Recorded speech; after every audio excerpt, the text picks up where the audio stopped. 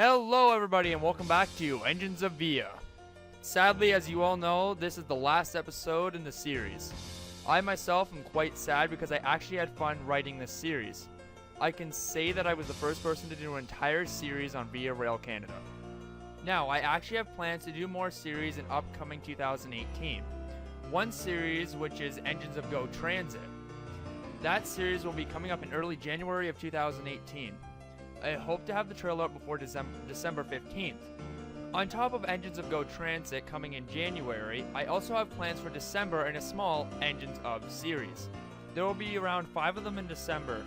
I don't have a confirmed date for them yet, but stay on the lookout in December. With all of the upcoming stuff out of the way, let's talk about Engines of VIA real quick. I started up the series about 6 months back, inspired by Amtrak Guide 365 series called Engines of Amtrak. I had clearly stated in the first episode that it was 100% inspired by his series. I thought of it as, he's doing it on Amtrak in America, why don't I just be the Canadian series of it? My biggest fear was that people would get disappointed it's not the original creator, but it does not seem that way at all. It seems that you guys actually really enjoy Engines of VIA and the idea behind it. Now with all of that stuff out of the way, let's talk about today's topic, the Bombardier LRC. The Bombardier LRC, Light Rapid Comfortable, was first built in 1971 as a demonstrator unit for the US and Canada. The unit underwent testing until 1975 when it was demonstrated to Amtrak and CN. Amtrak got a test pair of units, numbers 38 and 39. They also got 9 cars to test. The reason that CN/VIA hadn't been delivered yet is because of the formation of VIA Rail. Amtrak turned down the sets and returned them to Montreal Locomotive Works in 1982. Some of the coaches that Amtrak had were bought by VIA Rail. These coaches were noticeably different from the ones that VIA Rail had ordered. But what happened to LRC 38 and 39, you ask? Amtrak 38 and 39 were both scrapped in 1990 by Montreal Locomotive Works. Now, there is actually 3 major differences between the VIA and Amtrak LRCs. The Amtrak LRCs were actually LRC-1s, while the VIA Rail LRCs were LRC-2s and 3s. That's also what made the coaches so different. The LRC-1 coaches have openable windows unlike the LRC-2 and 3 coaches. The VIA LRC-1 coaches could not only be identified by the openable windows, but for some other reasons as well. The other more noticeable thing about the LRC-1 coaches is the window on the doors are actually smaller than they are on the LRC-2 and 3 coaches.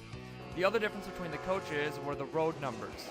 The series for VIA Rail was 3500 to 3509, unlike VIA Rail's LRC-2 and 3 coaches, which were numbered 3300 to 3399.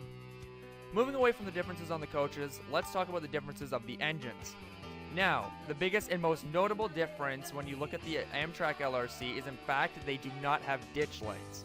VIA Rail's LRCs had ditch lights in the usual spot. Another difference that is very noticeable is the Mars light. The Amtrak LRCs not only had marker lights, but also had a Mars light at the top center of the locomotive's base. Now, moving away from the Amtrak LRC, let's talk strictly about the VIA LRC now. The VIA LRC weighed 256,000 pounds. They had a top speed of 153 kilometers an hour, and their prime mover was a good old Montreal Locomotive Works built engine.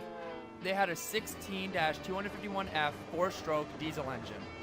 Like I talked about back in episode 1 of Engines of VIA, Elco engines would never be forgotten for their smoke shows. The video I'm about to show you, I'm guessing many of you have seen. It is the first startup of LRC 6917 from Rapido Trains Inc. Here we go!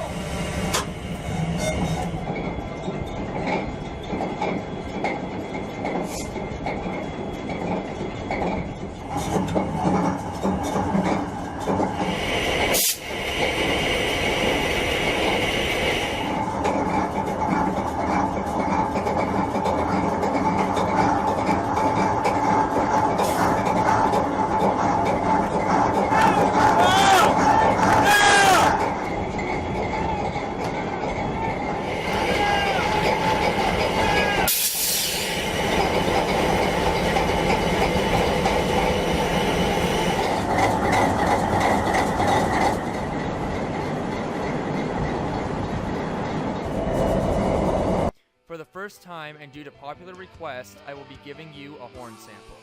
The VIA LRCs, from what I have read, have hybrid K5 LLA horns. Here are some samples.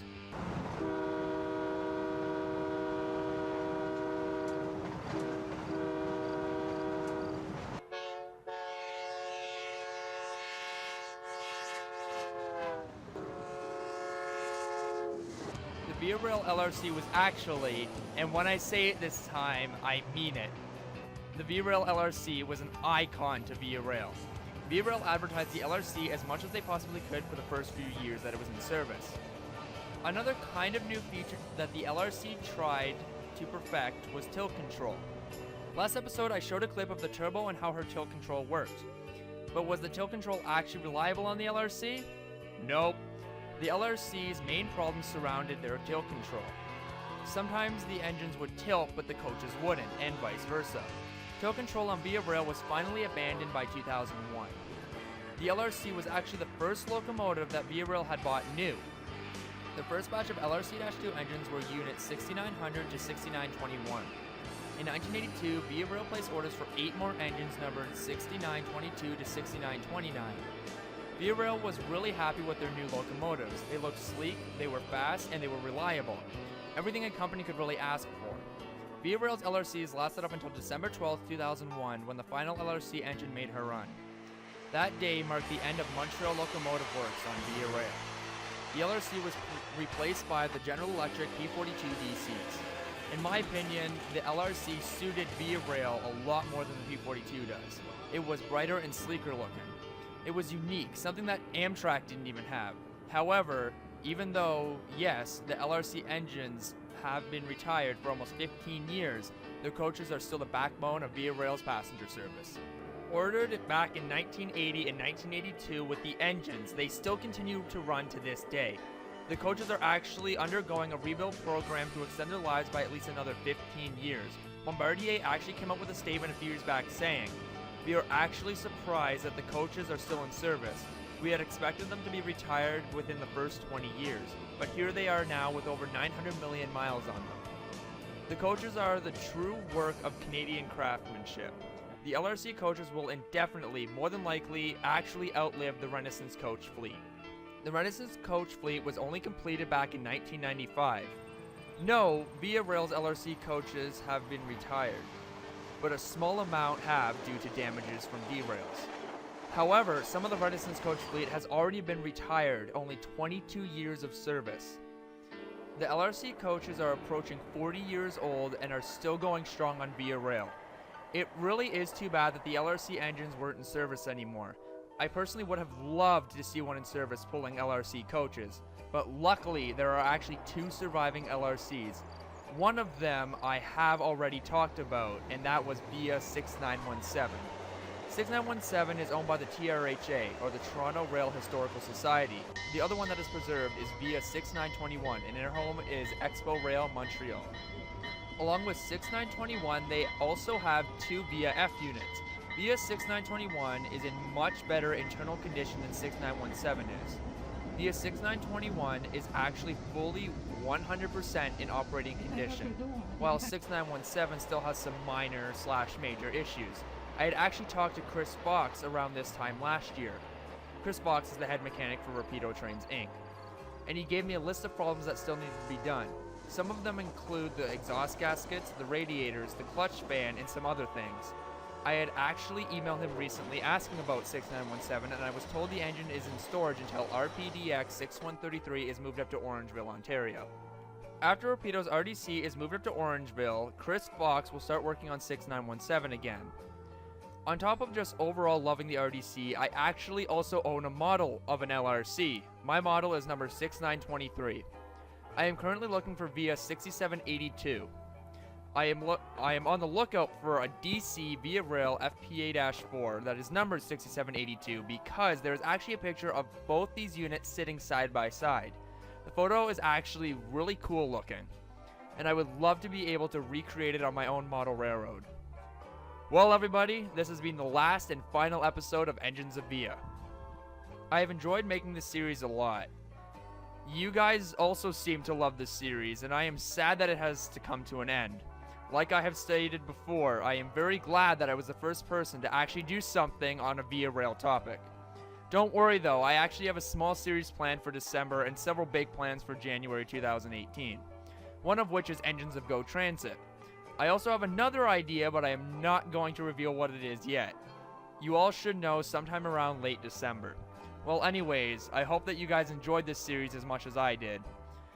This has been VIA Rail Fan with the last episode of Engines of VIA.